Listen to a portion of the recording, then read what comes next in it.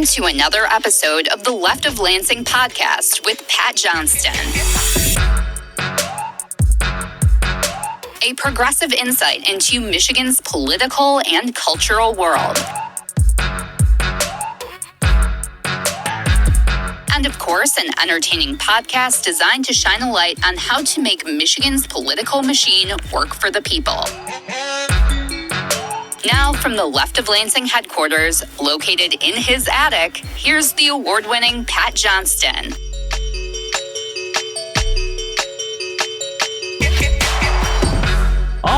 Yeah! Welcome to another installment of Michigan's premier progressive podcast. I am Pat Johnston, and isn't it funny when the continuous hypocrisy of the right wing is exposed time and time again? This week it's Florida's Mike Rogers. Yes, Florida Mike Rogers is running for Michigan's vacant U.S. Senate seat for the Republican Party, and, in case you didn't remember, Florida's Mike Rogers moved back into Michigan after being away for a few years to make a little dough as a defense lobbyist. I mean, Florida Mike needed to really take advantage of that revolving door between Congress and the lobbyists while, he was still a name, right? He had to get it while the getting was good.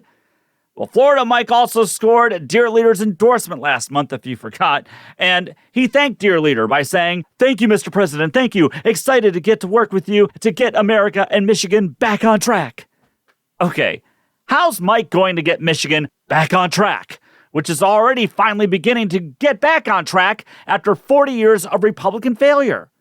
What's Mike going to do? And why is Florida Mike Rogers so enthusiastic about joining forces with someone found liable for sexual abuse? I don't get it. I mean, where are the family values that you've always espoused, Florida Mike? Or are you trying to tell me that was all show? I mean, how the hell would he know what Michiganders need? Hell, when he was recently on Off the Record, he didn't even know what the Prop 3 ballot initiative in 2022 was all about. Listen. How did you vote on Prop 3? Prop 3. The abortion issue. Listen, I think that here's what's going to happen on abortion in America. How did you vote on it? There's a curtain behind there for a reason.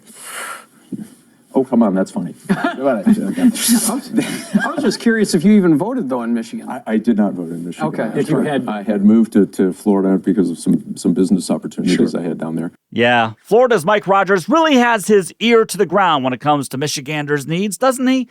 I mean, it's such a joke because we learned this week, thanks in part to Democratic Congresswoman Alyssa Slotkin's campaign, she's also running for the Senate seat as well, Florida's Mike Rogers is registered still to vote in his home state of Florida.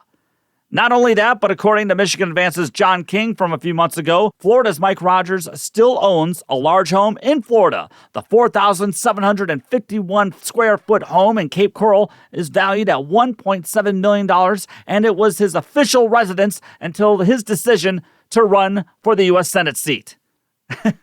Now, Florida's Mike is currently living with his sister in Brighton, according to Newsweek, and he also owns a home somewhere in Oakland County. I mean, a guy with this many homes is probably one who's got his finger on the pulse of Michigan, wouldn't you say? Oh, man. And as for being registered to vote in 2 states, Florida Mike's campaign says he's a registered voter in Michigan, and his name just hasn't been purged yet in Florida. Yes.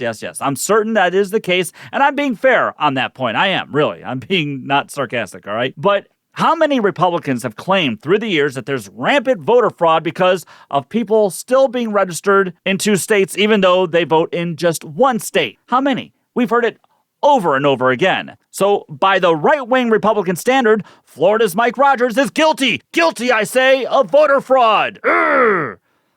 Such hypocrites.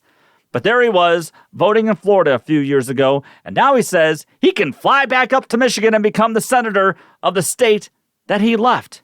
And one more thing, Alternate did some digging on Florida Mike's Cape Coral house. Now, if you recall, Cape Coral suffered a direct hit by Hurricane Ian a couple of years ago. And here's what Alternate wrote about its research over the kind of damage and compensation that Florida's Mike might have received from the federal government and why that's important. And I quote, The National Flood Insurance Program, which is the federal program that underwrites all flood insurance claims in the U.S., pays replacement cash value, or RCV, in claims where the affected property is the insured's principal residence. In cases where a home is a secondary residence, the NFIP instead pays actual cash value, or ACV, which is a lesser amount. If Mike Rogers qualified for an RCV claim, that would mean he told the federal government that the Cape Coral house was his principal residence at the time of the flood. The Rogers campaign has still not responded to Alternate's email inquiry asking if his Cape Coral home was damaged by Hurricane Ian, and if it was, if the adjuster assigned to his claim recommended an ACV or RCV payment. Ooh, this could get very, very sticky for Florida's Mike. We'll keep you posted. However, I can't blame him for moving back to Michigan because thanks to Governor Gretchen Whitmer and the Democratic majority in Lansing, freedom rings true here, while Florida slides further and further down a wretched white Christian nationalist nightmare. But you know what isn't funny? Is the war on health and economic freedoms of women across the country when it comes to abortion rights, and I'll address that more in this week's Last Call segment later on. Again, I know many of the so-called very serious people in Lansing and across the country want everyone believing that abortion and contraception rights will not be a major issue this coming November, but it could be the issue that decides this election year. So stay tuned. I'll have more to say on it in this episode. I just wanted to say a quick congratulations to Democratic State Representative Betsy Kafia from Traverse City. I had Representative Kafia on last year, and we talked about a bill that she pushed for that allows 16 to 17 and a half year old Michiganders to pre-register to vote. And that bill passed, and Michigan joined Minnesota and Illinois as just the third state to allow 16 and 17 and a half year olds to pre-register to vote. That's amazing that we don't try to make pre-registration just easier for young adults. It doesn't make any sense to me, but the main reason Representative Kafia made this a priority is because she wanted to get more young people engaged in our political process, and the more that get engaged, the more voices will be heard, which is something many elites throughout the country, and especially here in our state, definitely do not want, believe me. Now, while on Left of Lansing last year, Representative Kafia explained why she believed in the ultimate goal of this bill. Listen. The stats show that anywhere from 2 to 14% increase in voter participation when you have 16-year-old pre-registration. So this will just increase young people engaging in the political process. Jocelyn Benson, I'm proud to say, after I put my bill forward and she's texted me a news article and said this is one of the most important pieces of voting rights legislation to get passed for ahead of 2024. So with somebody I respect a lot in the Secretary of State thinking this is really important, I'm excited to get it done through the Senate. So now all 16 and 17-year-olds can pre-register by going online with a Michigan driver's license or state ID, or they can just go to their local city clerk. Then they'll be ready to vote when they turn 18. I mean, this kind of bill will increase voter participation among young Michiganders, which is exactly why Republicans blocked similar efforts when they were in the majority. Well, Governor Gretchen Whitmer signed Representative Kafia's bill into law, and this week 16 and 17 and a half year old Michiganders can now pre-register to vote. No, they won't be allowed to vote, right-wingers, all right? So put away your little paranoid conspiracies. They cannot vote until they're 18, but they can pre-register now so that they won't have to worry about it when they turn 18 while they're busy getting ready to go off to college, getting ready to go to trade school, or having to deal with whatever life throws at them at 18 years old. I mean, come on, we remember what it's like then. Lots of things are happening at that moment in your life. So this is about increasing the voting pool and getting more young people engaged in our process, a process that right-wingers want to make more and more difficult. The fewer the voters, the better, they say. Well, we progressives don't believe that. We progressives believe in something called democracy, and getting more participation will only benefit all of us in the future. Visit MichiganVotes.org for additional info, by the way, and well done, Representative Betsy Kafia and all Democrats. And well done by Michigan progressives out there for helping expand voting rights, which helps make voting easier in the state. Voting shouldn't be difficult, and that's why it was awesome when Governor Whitmer signed a slew of voting bills into law, including allowing people to vote with either a photo ID or a signed affidavit. We also have expanded ballot drop boxes and the number of days that people can vote. It's just common sense. I mean, this grants people more access to the polls, more access to our democracy, and more access to our government. The opposite of what the right-wing Republican Party has done for years. Now, before I move on to this week's interview, which I'll talk about here in a second, veteran Lansing political reporter John Lindstrom wrote a piece in the Detroit Free Press on Governor Whitmer's presidential aspirations in 2028. Of course, we still have a major election to get through here in 7 months. Nobody's forgetting that. So Lindstrom says the 24 election is vital for Whitmer if she hopes to become a real contender in 2028. And he writes, and I quote, "Right now, Whitmer's popularity may be her biggest advantage, but some Democrats complain she isn't using it to the party's best interests and her own. Some Democrats believe Whitmer should be working more actively with the party in the 2024 election, and to be a factor in 2028, she has to deliver big prizes in 2024. So Linderman says Whitmer must deliver Michigan to Joe Biden this fall, and she has to use her popularity on helping Democrats keep the seat that Senator Debbie Stabenow is leaving, and she also has to play a key role at helping House Democrats retain their seats, as well as help Democrats oust Republican Congressman John James in Sterling Heights. And I agree with Linderman completely, but it doesn't just end there. No, it doesn't just end with the national races. As important as they most certainly are, Governor Whitmer must, and I mean must, be a force in helping Democrats retain the state house. If Democrats keep the state house, hey, that would serve as a win-win for Whitmer. She'd be able to continue plugging along, signing more common-sense progressive policies, popular policies, by the way, demonstrating to the state and the country how her policies are about helping people. However, if Democrats lose the state house, her agenda and the progressive agenda is stymied for the next 2 years by the radical right-wing Republican Party, and which will block any chance of her passing anything meaningful in the final 2 years of her administration. So keeping the state legislature blue is vital, but not just for Whitmer's presidential aspirations, but for the entire state. I mean, we saw one example this week where passing some bold policies will help people in the future. We saw James and Jennifer Crumley, who are the parents of the Oxford High School shooter. We saw how they were each sentenced to 10 to 15 years in prison for their roles in that tragedy. James Crumley bought his son a gun, the same gun his son would use to kill 4 classmates 4 days later. Now, a couple of months ago, a new gun safety law went into effect here in the state in which gun owners are now criminally liable. I'm going to repeat that. Criminally liable if they fail to keep their guns locked away from kids who might harm themselves or others. So while this law happened after the tragedy in Oxford, Michigan Democrats passed a law designed to punish parents in the future and to punish others who fail to lock away their guns from kids. This is a public health issue because it's a public health crisis. And that crisis was addressed by Democrats. Republicans in Lansing didn't want to lift a finger whatsoever, and they would have fought for parents like the Crumleys from facing any kind of punishment. Think about that. Think about that. That's just one of the many reasons why keeping the State House blue is so vital in November. And if Gretchen Whitmer wants to solidify the gains that we've made here in the state, she'll fight hard for State House Democrats, which in turn helps her in 2028 if she runs, and, I hope she does. But all that being said, we need Democrats to keep the legislature because I get the sense that they, especially progressive Democrats, are done with doing things how they used to be done and are now leading a charge to change an old mindset that's hurt the state for far, far too long.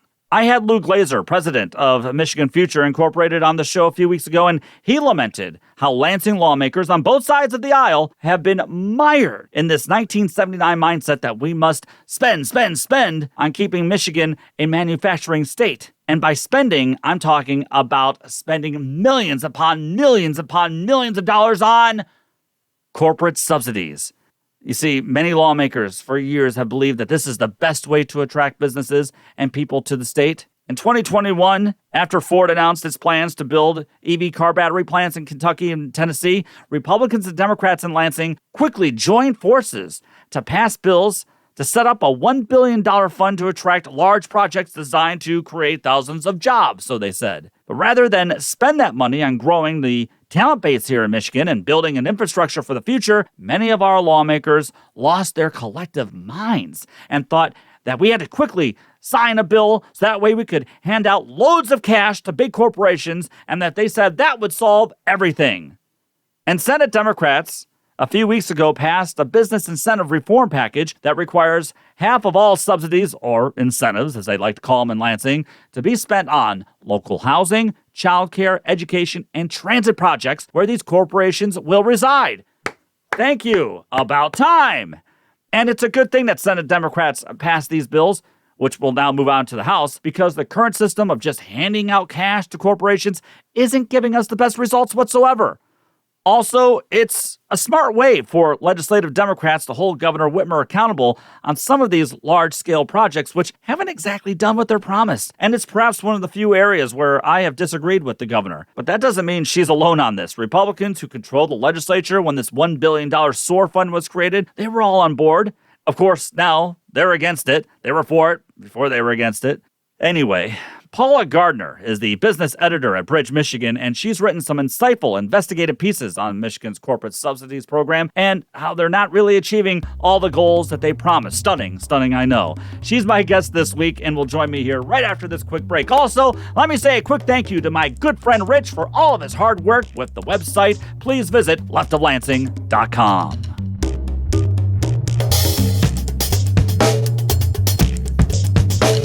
You're listening to Left of Lansing. If the podcast isn't enough and you are in need of more Pat, follow him on Twitter and like him on Facebook. Also, don't forget you can read more of his thoughts and hear an archive of past episodes on leftoflansing.com.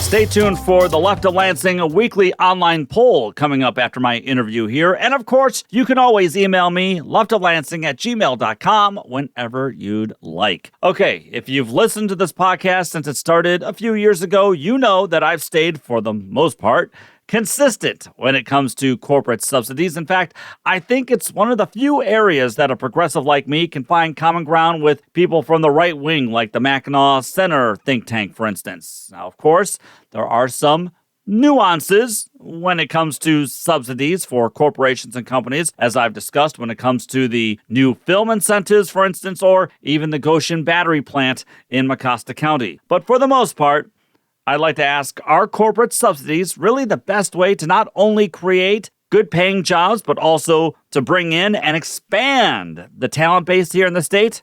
Well, last month, Bridge, Michigan unveiled an extensive report on whether or not the corporate subsidies that we've shelled out here in Michigan are doing what they promised, and it turns out they really aren't.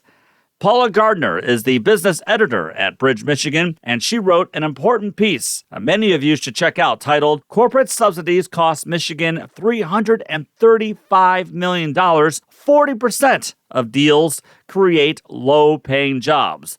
I'll provide a link to that piece on this week's episode page located at leftoflansing.com. But joining me now to talk about it is Paula Gardner, and I'm ecstatic to have her here on this week's podcast. So Paula, thanks so much for coming on. Oh, I appreciate the invitation. Thank you. Well, before we talk about corporate subsidies, since I have you here, if you don't mind, would you mind just letting our listeners know what Bridge, Michigan is all about and why it is such, I like to think of it as an important asset to all those who want to know what's happening in Lansing and across the state? Oh, I appreciate that. Yeah, Bridge, Michigan has been around for more than a decade now. We were started as a nonprofit, nonpartisan journalism kind of offshoot of a think tank, and we continue as journalists. Most of us are trained. We've been in Michigan for a very long time, or a very, very long time, as the case may be. And we look for neutral reporting when that's absolutely warranted, or accountability reporting, which kind of delves into what went wrong, but also offers solutions to what could be right about it. How long have you been with Bridge, Michigan? Oh, I just celebrated my 4th anniversary. I started during the pandemic. I had been working on a projects team at MLive doing a lot of environmental coverage, but I also have covered business on and off for many, many years. And I've also been an editor in Michigan at MLive and at the Free Press and at the Ann Arbor News. lots of experience here dealing with the state of Michigan and the news area. And I just want to make sure I forgot to say your title in my intro. You are the business editor at Bridge, Michigan, correct? Yes. All right.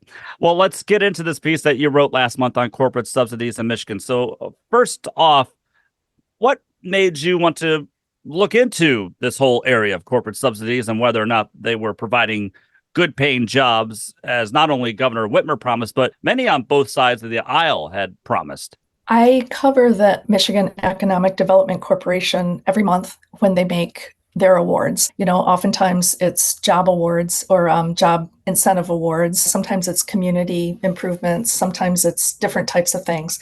But I do take a look at the agendas every time, the board packets, weigh every decision that the Michigan Strategic Fund ends up making that I consider newsworthy for statewide readers. And over many years, I've watched Michigan say that we're getting good paying jobs from all of that spending. And the more I looked at things, the less I saw that actually quantified it. And I think there are a few things recently that just raised questions about it. And I would say the Ford Marshall deal for the battery plant, when we all learned that many of the workers there, despite about $2 billion in subsidies, were going to be making about $40,000 possibly. And, it just kind of gelled for me that hearing over and over again that we're creating good paying jobs through these measures, but without having that quantified, when transparency and details are such a tenet of this administration and what the state's agencies and departments say they do. I just wanted to know a little bit more. I actually started this as a fairly straightforward, I thought it was going to be a very straightforward spreadsheet. Here I go, here's what we know, here's what we don't know, here's a story. And a few months later, you saw what it led to. Yeah, very, very in-depth article there. And in that investigation, and as I stated already, and it's in the title of it, says that you found 40% of the deals that came from the $335 million in subsidy money are going to, quote, low-paying jobs. Could you define for me and others that are listening what defines a low-paying job, I guess, when it comes to these subsidies?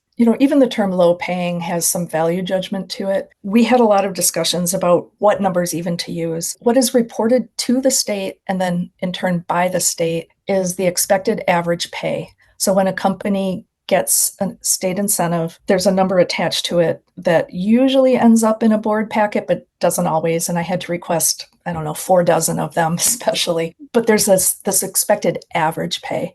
And average, of course, comes with all sorts of issues attached to it. Some of these jobs involve CEOs, a lot of high-level C-suite type positions, and then a lot of production jobs. So you really have no idea from that average what real people are going to end up making. We had to accept that as that was the number that we had. So we took that average and looked then at the state median base wage, which is about $45,000. And we figured that was the best number to compare it to because it was the middle and it was the base wage. So this isn't bonuses, this isn't overtime. This is what people are actually expect to make when they go to work every day.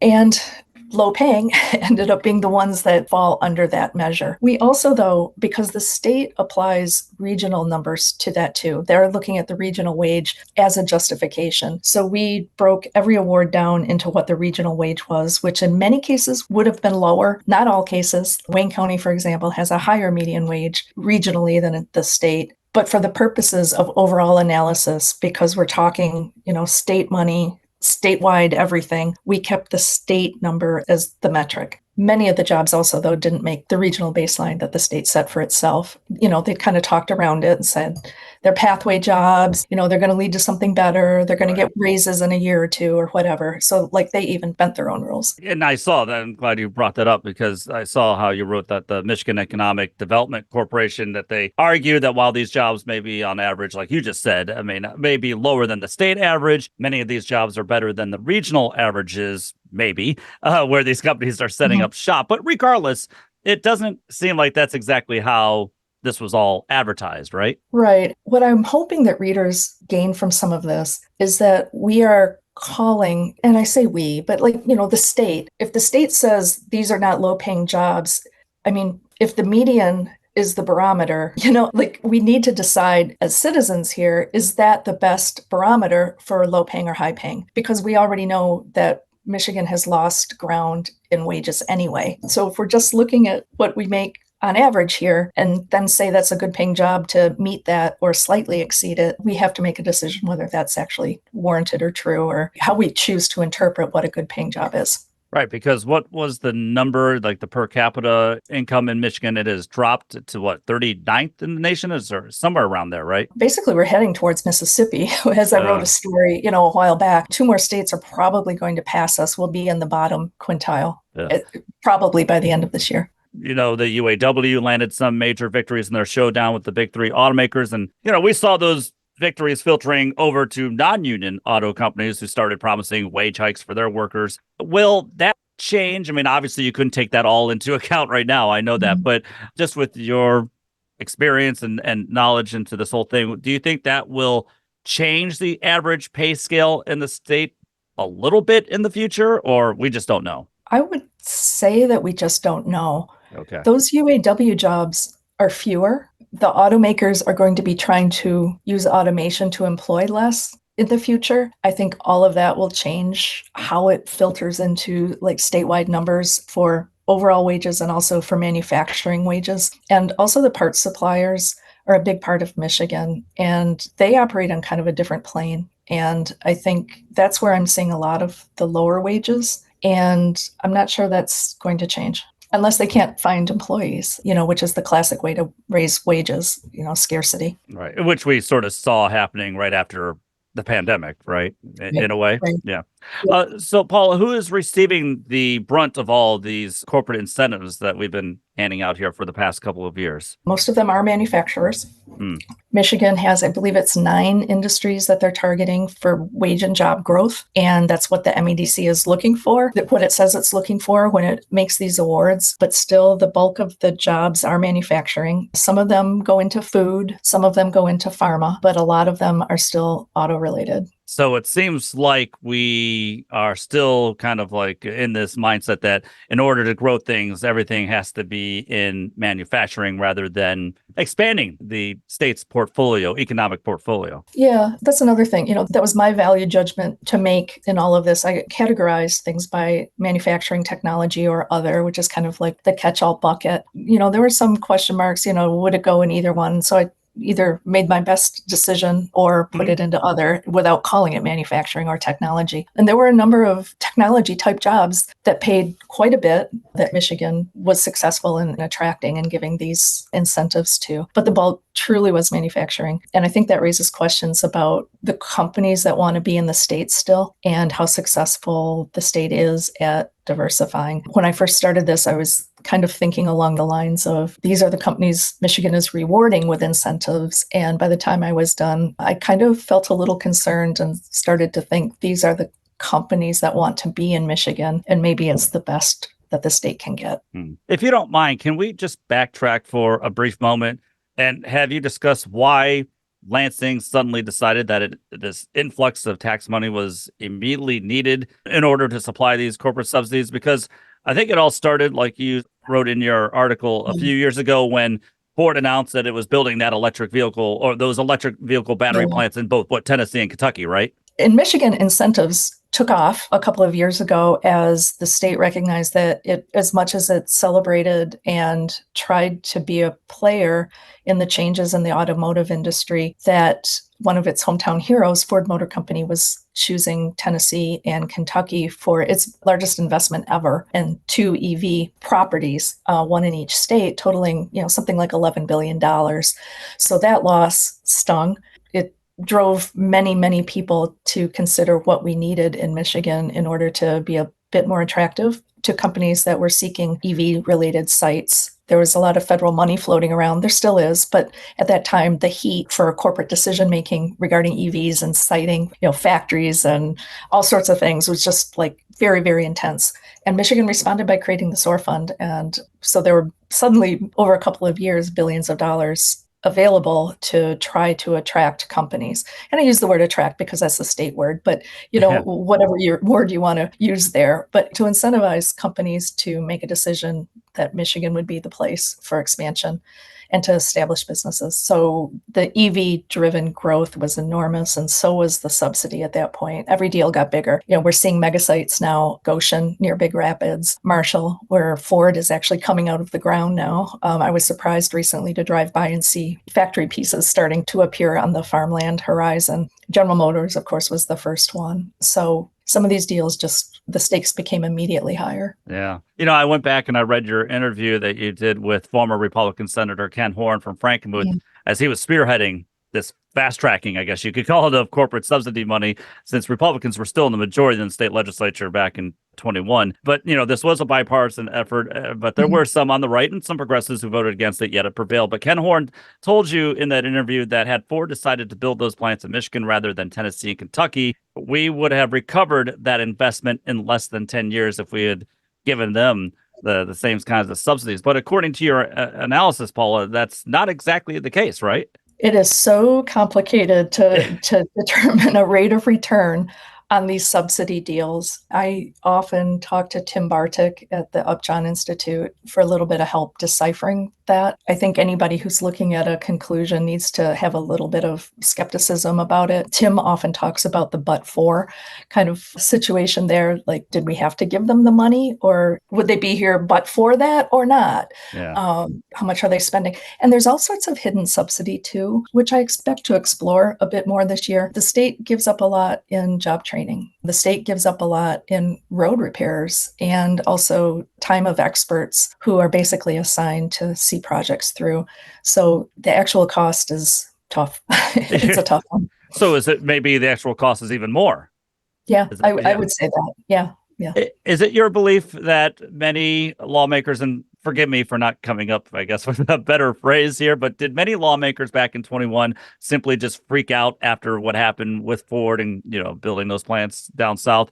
And this is why they thought this was the only way to save Michigan economically? Honestly, I think the term freak out is probably pretty good. I stood on a porch on Mackinac Island at the Grand Hotel when a Ford exec stood next to the governor and they announced something. And I don't even remember what it was. It might have been EV charging stations going up Lake Michigan, or, it was something that was kind of nice, something pretty cool. And it was within days that they announced Kentucky and Tennessee. And I cannot believe that anybody in Lansing truly, truly knew what was going on based on what I saw a few days earlier. So I do think freak out is accurate. I think we saw an amazing moment of coalescence from Republicans and Democrats to get the SOAR all set. I haven't seen Lansing act that quickly, especially at that time when there was so much heat around COVID also and a lot of divide there. I mean, frankly, kind of amazing that they got it done, and probably not an accident that General Motors was the first announcement, because it was probably in the pipeline and they were probably fighting for it at that time. Yeah, exactly. Was it any surprise to you and others in, to cover everything that's happening in Lansing, especially, on the business side here,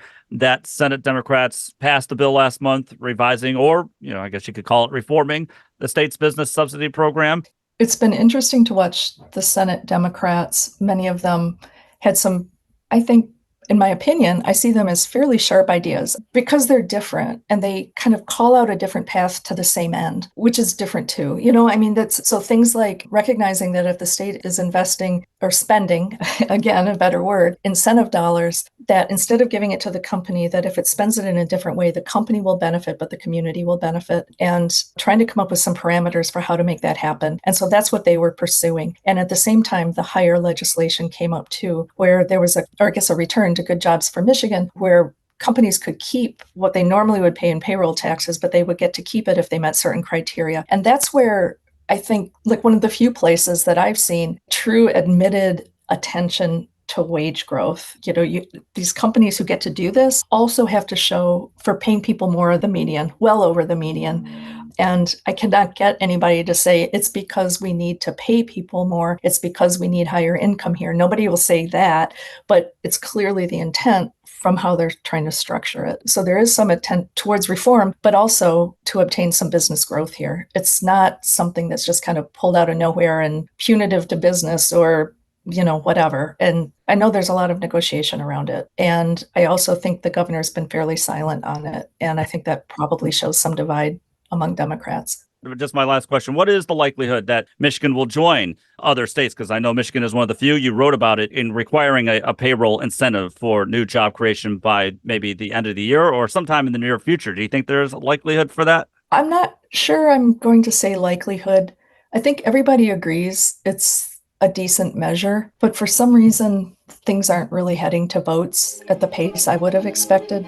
So I'm not sure, but I do hear very few complaints about that one. Well, Paula Gardner is the business editor at Bridge, Michigan. Thanks so much for providing some extra insight in how and where corporate subsidies are falling short. And I'd love to talk with you so much more about this. I had more questions to ask, which is why I'd really like to have you back on here in the future, if that's okay. Oh, yeah, that would be great. Thank you.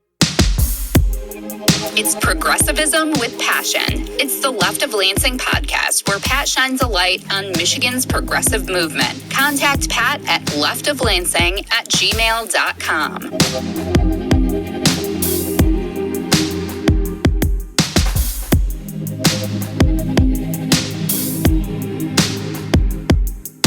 Again, I'll provide links to some of the stories that Paula Gardner wrote on Bridge, Michigan, located on the episode page on leftoflansing.com, which leads me to asking you to vote on this week's Left of Lansing online poll, located on X, formerly Twitter, at Left of Lansing. The question this week is, do you believe corporate subsidies are the best way to attract businesses and people to Michigan?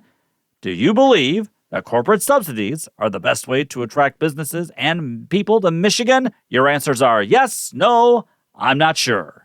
Time now for the Left of Lansing last call. Well, I said in the beginning of the show that no matter how hard the Lansing media intelligentsia keeps wishing this not to be the case, abortion will be one of the top issues in this fall's election. Yes, we enshrined abortion rights in our state's constitution in 2022, and yes, Democrats erased that 1931 zombie law which outlawed abortion just in case Republicans return to political power anytime soon. And as we see, it wasn't a frivolous move by Lansing Democrats to nullify that old law after Arizona's state Supreme Court ruled this week that an 1864 law, which made all abortions illegal, was indeed constitutional in that state. And the right wing, well, celebrated. Some are realizing the repercussions that are going to follow, but still, they celebrated. This is what they want in the end. And that's why you're hearing Dear Leader speaking in complete word salad on how Arizona went too far. Yet, Dear Leader also celebrates that he is the one who eliminated Roe v. Wade by putting in a Christian nationalist majority on the Supreme Court. And Dear Leader said he's on tape saying he's fine with abortion being a states' rights issue. So since Dear Leader, or Trump in case you didn't know who I was talking about, said that he supports abortion being a states' rights issue, then I have to assume that means he is fine with Arizona's complete abortion ban. They all support government owning women's bodies. They get off on it. Their white Christian nationalist movement believes that men and the government should and will have full domain over women and their bodily decisions. They try to fool people in saying that's not their goal. They really do. Right-wing talker and Fox News host Sean Hannity urged Arizona's Republican Party to repeal that 1864 law, but when Arizona Republicans refused, Hannity, of course, blamed Democrats, of course. Even though Republicans are the majority in the Arizona state legislature. You see, they're running scared and they don't know what to do. This reminds me of when the Alabama State Supreme Court ruled that embryos used in IVF treatments were human beings. After that ruling, many on the right said that ruling went too far. Yet, when U.S. Senate Democrats introduced a bill protecting all IVF treatments, Senate Republicans blocked the bill from getting a vote. Like, I know the press said that Dear Leader neutralized the abortion debate because he said it's a states' rights issue and that he wouldn't sign a national abortion ban, but it's already being set in motion by his Supreme Court majority. They've already signaled that in the future they'll use another old law, the Comstock Act of 1873, to ban the abortion pill in the future. And maybe even other things. And while Dear Leader says he wouldn't sign such a bill, what happens if Republicans regain the Senate and trash any kind of parliamentary procedure and pass an abortion ban? You think Trump won't sign it? I mean, that's why the Senate race in Michigan is just as important, okay? Remember that. Because if there is a national abortion ban, that nullifies abortion rights here in Michigan. The very serious people in the press may say that abortion won't be a major issue this November, but you know better. You're listening to the Left of Lansing podcast. The music you're hearing is by Wander Beats. To hear the latest project, check out Space Leopard on your favorite streaming site. Now back to our favorite progressive voice in Michigan. It's Pat Johnston.